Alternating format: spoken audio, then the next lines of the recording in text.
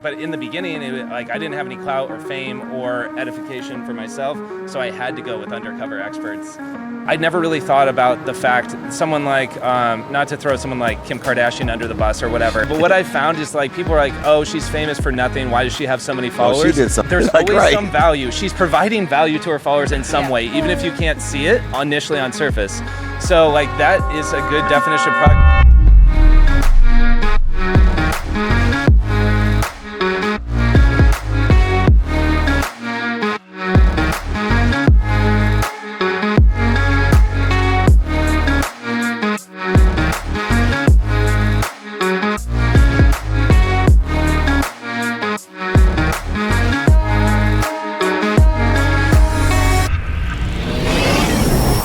What's up, everybody? Welcome to the podcast here in sunny Los Angeles, SoFi Stadium, the home of all things great.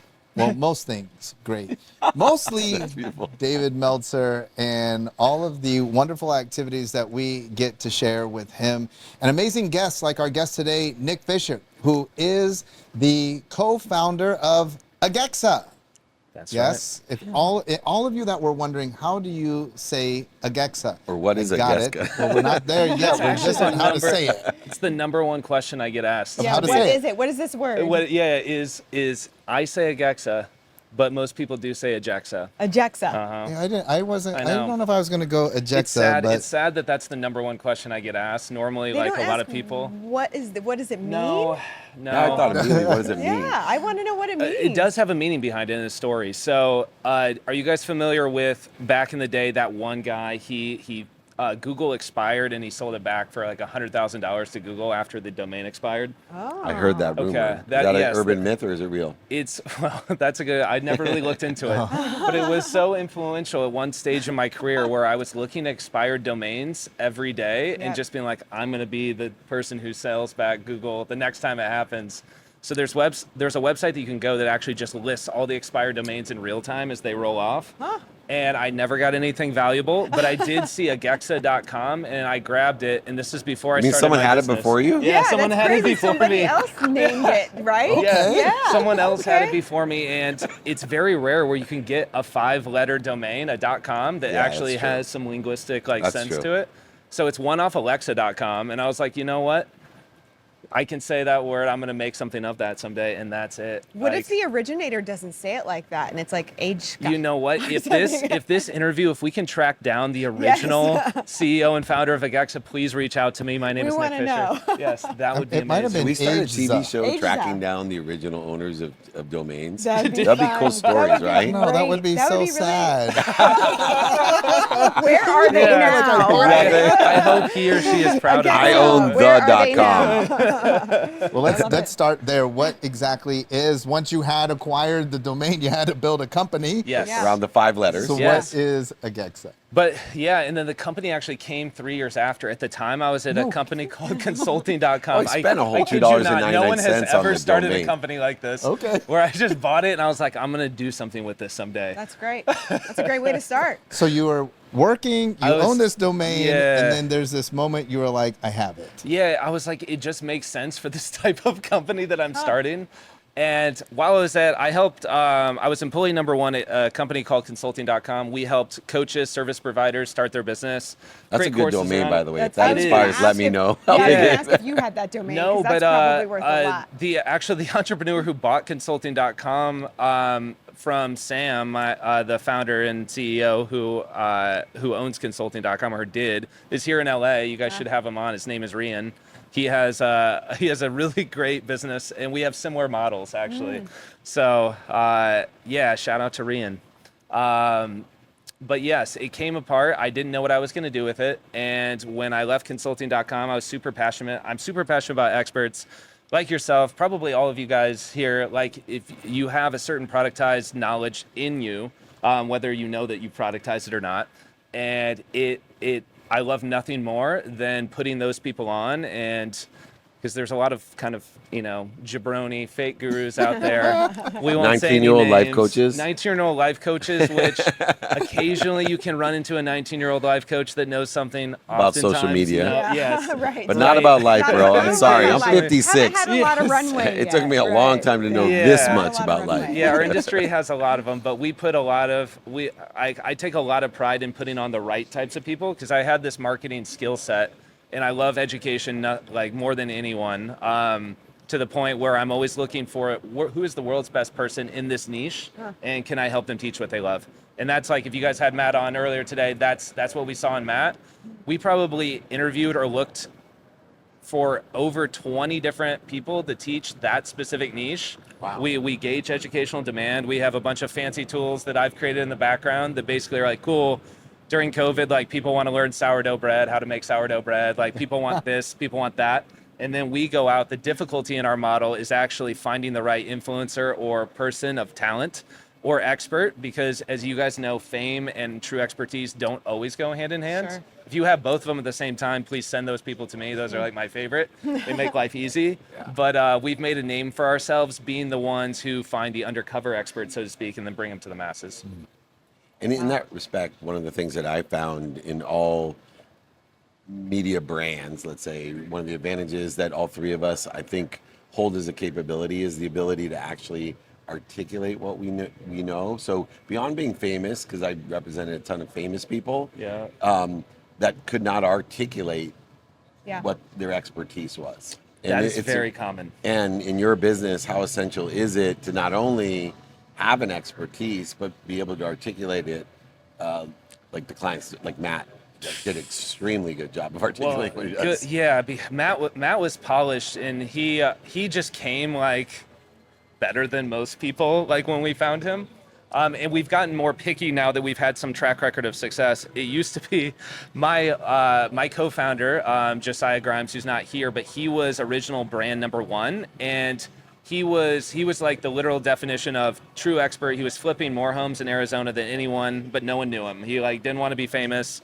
When I approached him, normally the people I like are the ones, because I've worked with, as have you, a lot of people who have the flash and the glitz and glamour. He's like, do I have to be one of those guys who like drives or shows my Lamborghini in ads in order to sell courses? I go, absolutely not. Or wear all not. the same color. Yeah, or wear all the same. Yeah, consistency of branding does matter. But the ability to articulate your expertise, generally I've found comes over time. Like no one is really great at it at first. You have some natural like savants who are like, oh man, you were born with that sales and marketing gene. One take Dave. Yeah, one take Dave, one take Drake.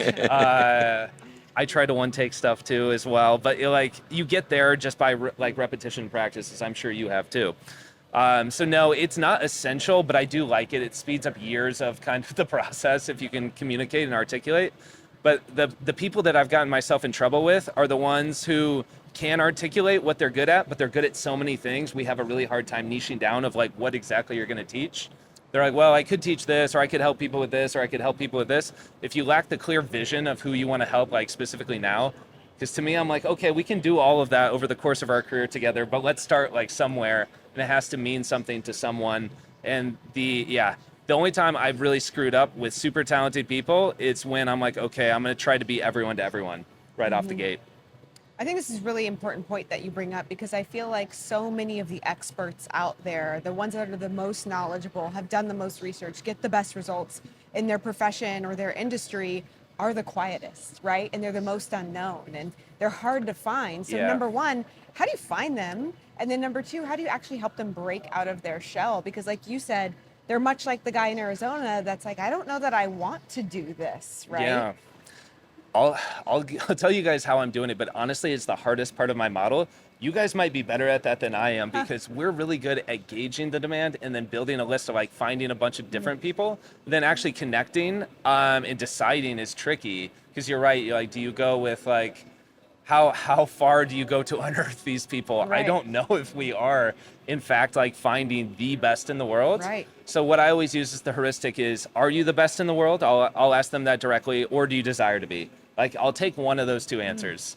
I'll be like, we champion the underdog and the undercover expert, and a lot of people that we work with, they're either, I was going to confident or humble of whether they're the best in the world at what they do.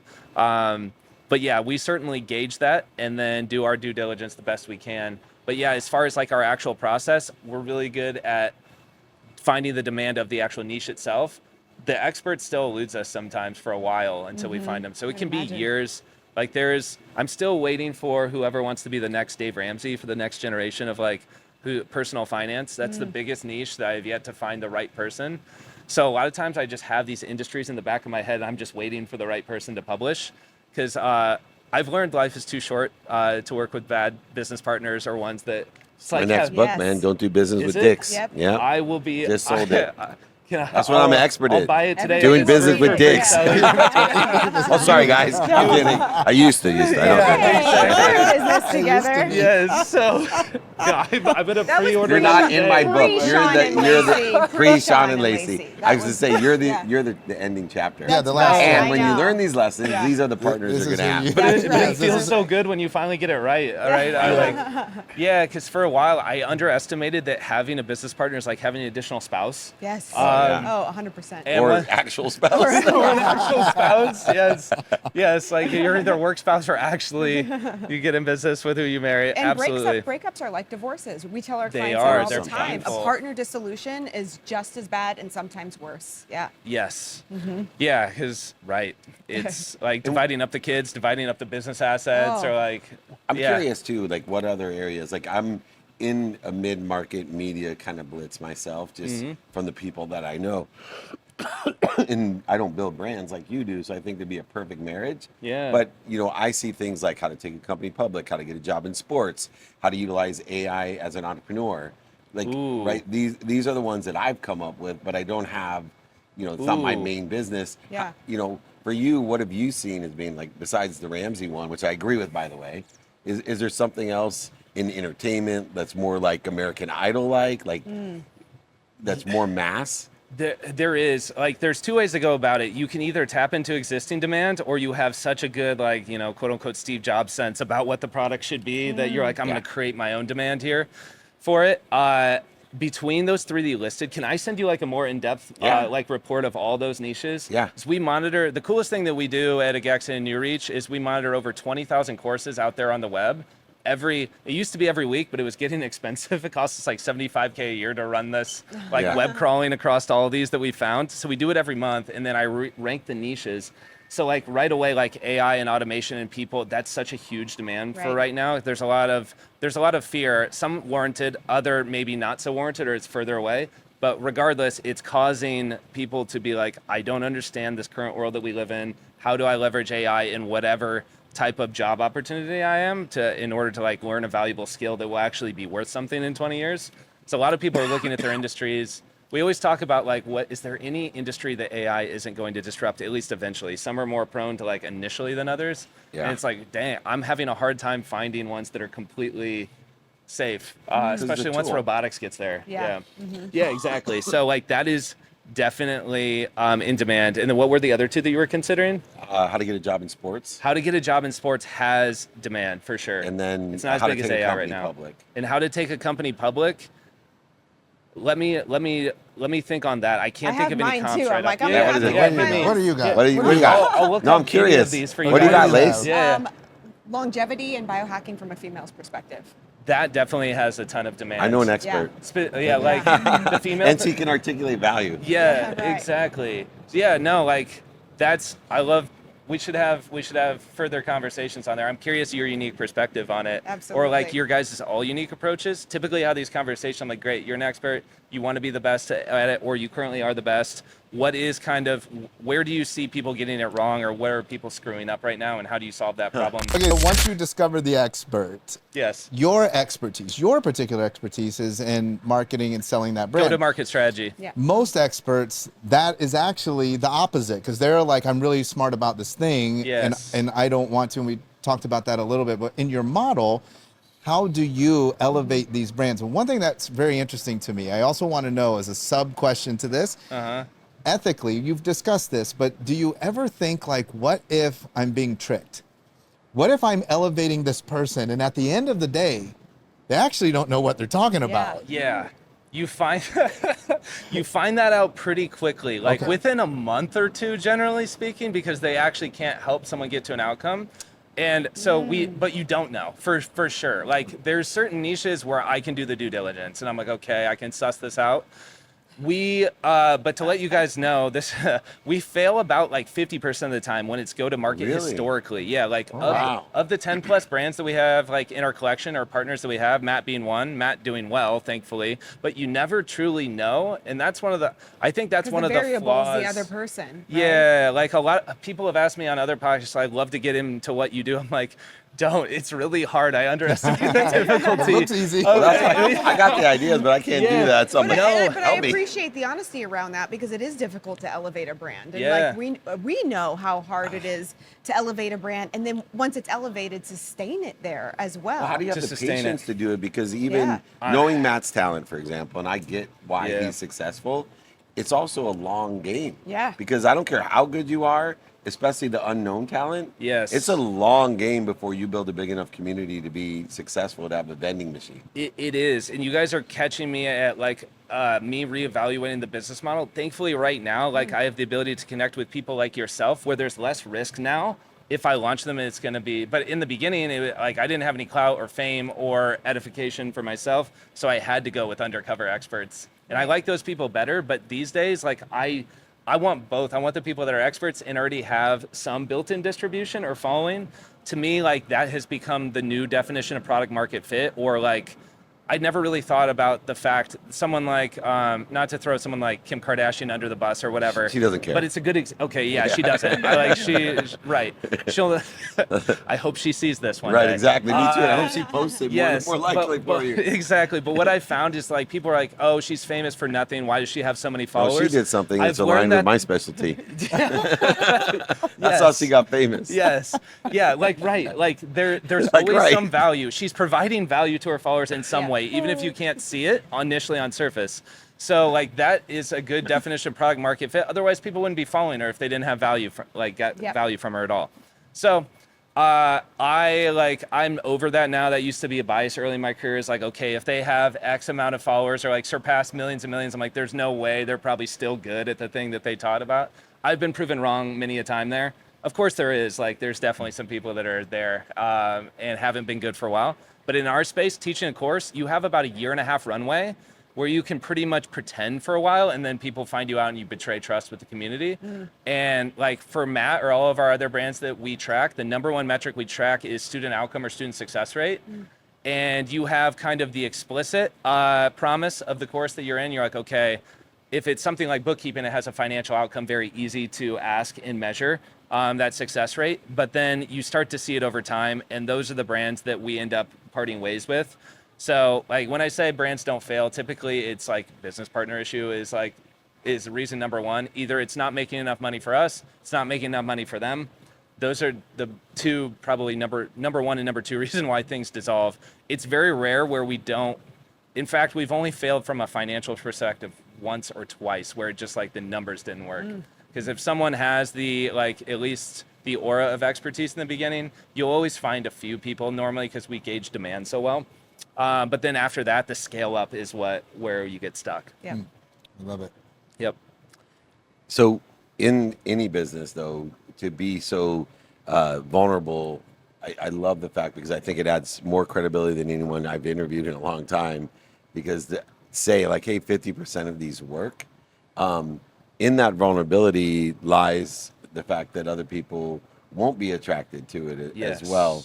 Do you find it as a qualifier by being so honest that it qualifies the people that will be honest to you? You're the first person to point that out. That's like that's not why I am so vulnerable and transparent, but it is a qualifier because someone has to have at least enough of that entrepreneurial gene.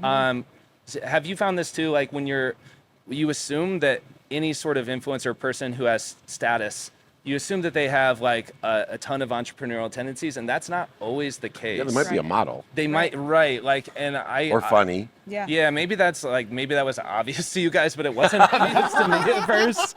Like, yeah, Some of us have it all. yeah, right. Big hand model, really funny, and entrepreneurial. Exactly. So to me, it's like you sometimes get in there like, oh, like this shouldn't have been a business partnership. Maybe I should have just paid a flat fee. I think that's what Masterclass, I just know them from afar, and they're a good comparison for our model.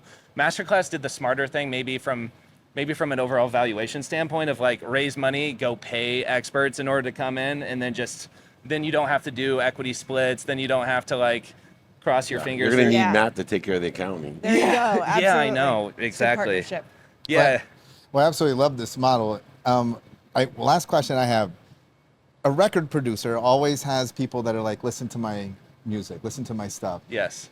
As you go out and you're promoting your brand, are you getting more inbound experts that are like, hey, look, I know how to spin Frisbees or like random stuff, and they're pitching you? Yes. Well, yeah, that's my hope is what comes of this. And right now, like we only ever launch because there's so much focus that needs to be had to go to market, one or two. So we have this backlog of potential people that want to work with us, and it's Spin Frisbees isn't too far off. There's some interesting stuff in our like contact forms, but yeah, anyone watching this who is an expert or wants to work with experts, I would love to connect and just see if there's interest there. Because yeah, there's niches in the back of my head. And I have taken on like passion projects. Like that one would be a really niche passion project. So how do people connect to you? Agexa.com is the best way, or connect with me on social, Instagram or LinkedIn. It's not hard to find me. And usually if I don't respond to you right away, it's not because I have a lot of DMs. It's just I'm not on social media a ton, despite because it's my whole job. I feel like I know what it would be like You to should work do a with you. video. So honest. Yeah. Right. How to be honest in social media. Yes. How to be Yes. just Nick super Fisher. transparent. Well, I buy it. Well, thank you guys. I actually appreciate that a lot because yeah, at some point, it might actually be this year. I need to productize my own knowledge and stuff as a way to give back. I am interested in the money it can make because a marketing course always does somewhat well. And I've played in those fields before, but there are a lot of people that I just want to help experts, whether we can work with them directly or not, do things the right way. There's just a lot of like knowledge curve stuff that I can speed up for people. It's not that I'm some savant at marketing, although we think that we're very good.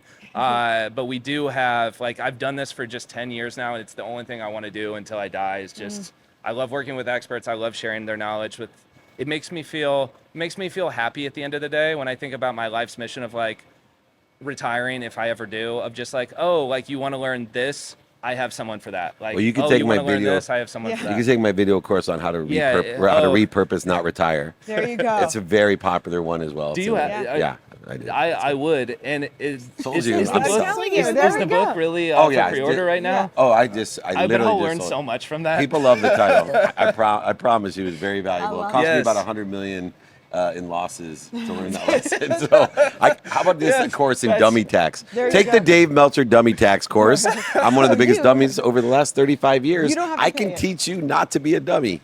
That book I- already exists. Tax for Dummies. No, It is. yours was Dummy Dummy Tax. tax. Dummy tax, yeah, exactly. Sign me up, but it speaks to your resilience though that you haven't quit though, and you're continuing to do it. I'm guessing a similar type thing, despite all of that too, and the bad experiences. That'll be another great video. Yeah. There you No, go. I would love to know how you developed that, or if that's something you had at a young age, or if it's something that's just the grit was built over time. Both. Both. Right? It's horizontal and vertical in its Yeah. nature. But yeah, that'll be another video for you. Cool. I'll We're watch loaded that up now. today. We are love it. Podcast. Well, hey, folks, what an absolute gem of an episode. Thank you so much, Nick, for joining us. Make sure that you join us again next week for a brand new edition of this amazing podcast.